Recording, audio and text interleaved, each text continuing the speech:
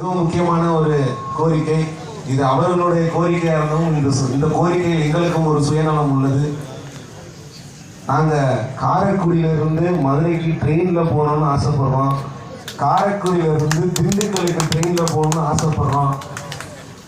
அந்த கோரிக்கையை நம்மளுடைய ராஜேந்திரன் அண்ணன் அவர்கள் மிக தெளிவாக அவர் ரயில்வே டிபார்ட்மெண்ட்டில் ஏற்கனவே காரைக்குடி டு மதுரை ட்ரெயினுக்கு அவர் தான் ரிசர்ச் பண்ணது, அவர் தான் எல்லாம் சொன்னது.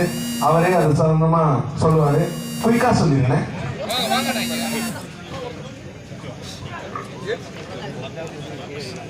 வீழ்ச்சியூர் தமிழகத்தில் எழுச்சி வேண்டும், திசை ஒழிந்த தேசத்தில் வன்மை வேண்டும்.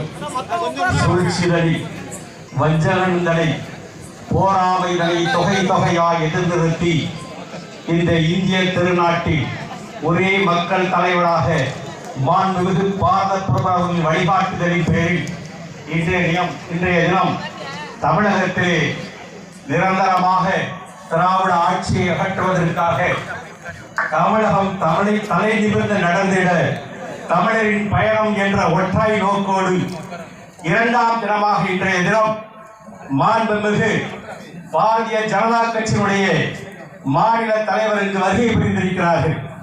தமிழகத்தின் உண்மையான ஒரு மக்கள் தலைவராக எச் ராஜா அவர்கள், எங்களுக்கு மிகவும் பிடித்தமான தலைவர் மாவட்ட தலைவர் பாண்டித்துரை அவர்கள் மற்றும் இங்க கூடியிருக்கிற அத்தனை மக்களுக்கும் எங்கள் 48 கிராமம் மானாமதுரை வட்டம் முத்தரையர்கள் கிராமம் 48 கிராம மக்களின் சார்பாக 2 கோரிக்கையை வலியுறுத்தி நான் தலைவர் அவர்களுக்கு முன்னின்று சொல்கின்றேன். அன்பான தலைவர் அவர்களே, எங்கள் கிராமத்தில் 2006 முதல் பிஜி லைன் போடும் பொழுது ரயில்வே நிறுத்தப்பட்டுவிட்டது. மக்கள் அவதிக்குள்ளாயிருக்கிறார்கள். இது 20 ஆண்டுகளான நடந்த போராட்டம். மானாமதுரை வட்டம் முத்தனியந்தல் கிராமம் பக்கத்தில் உள்ள 48 கிராம மக்கள் இங்கே வருகை புரிந்திருக்கிறார்கள். தங்களை பார்த்து கூற வேண்டும் என்று இங்கே வருகை புரிந்திருக்கிறார்கள்.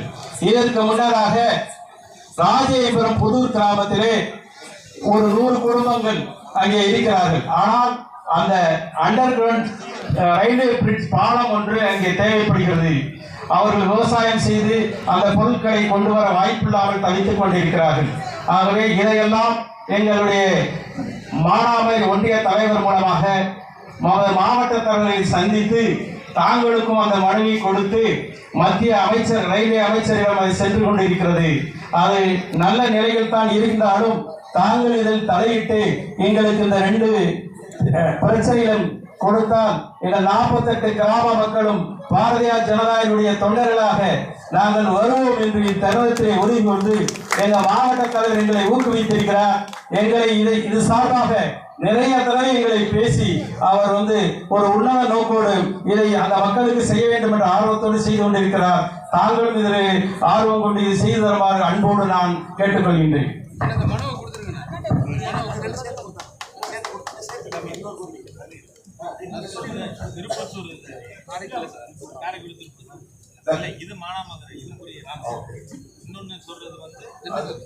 திருப்பத்தூர் காரைக்குடியில இருந்து திருப்பத்தூர் மேலூர் வழியாக மதுரை ஒரு line new line project line ஏற்கனவே ப்ராஜெக்ட் 2006 போட்டு 2016 வரைக்கும் இழுத்து 2016 க்ளோஸ் பண்ணிட்டாங்க.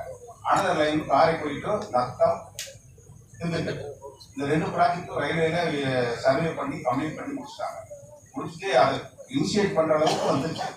ஆனால் சில ரெவன்யூ ஃப்ரம் மதுரை டிஸ்ட்ரிக்ட் அவங்க மட்டும் இந்த மாதிரி பாசிபிலிட்டி இல்லைன்னு ரிஜெக்ட் பண்ணி வச்சிருக்காங்க.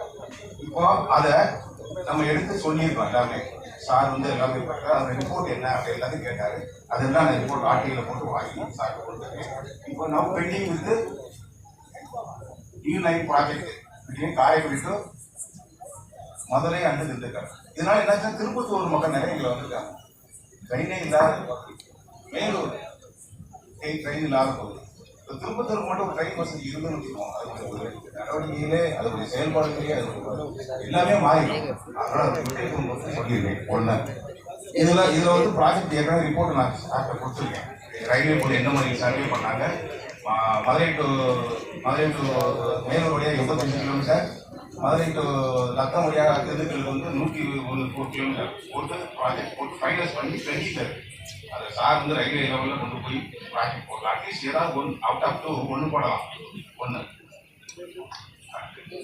இந்த அடுத்த என்னன்னா முத்தரந்தல் ஸ்டேஷன் வந்து ஏற்கனவே ப்ரீவியஸாக இருந்தது, அதை க்ளோஸ் பண்ணிட்டாங்க. We are represent to so many place பண்ணியிருக்கோம். சார்வழியாகவும் போயிருக்கோம். இப்போ வந்து தமிழ்நாட்டில் என்னன்னா நிறைய ஸ்டேஷன் இந்த மாதிரி க்ளோஸ் பண்ணியிருக்காங்க.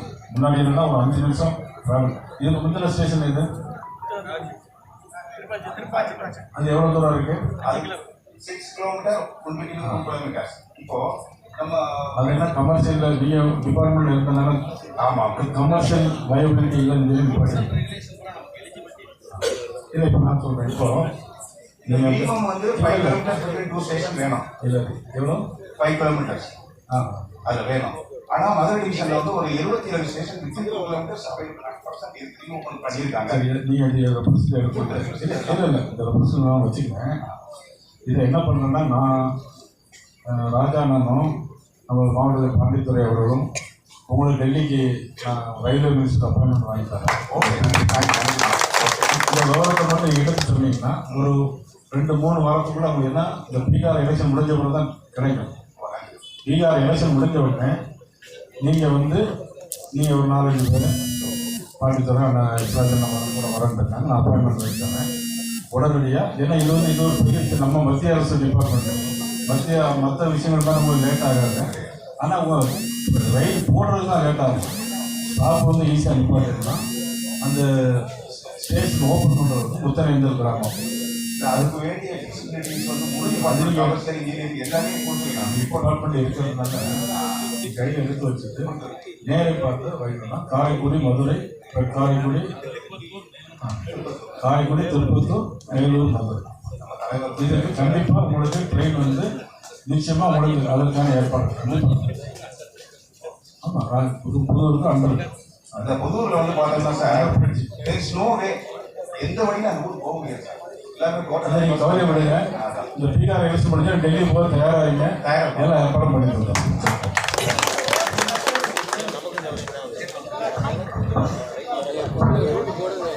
புதூர்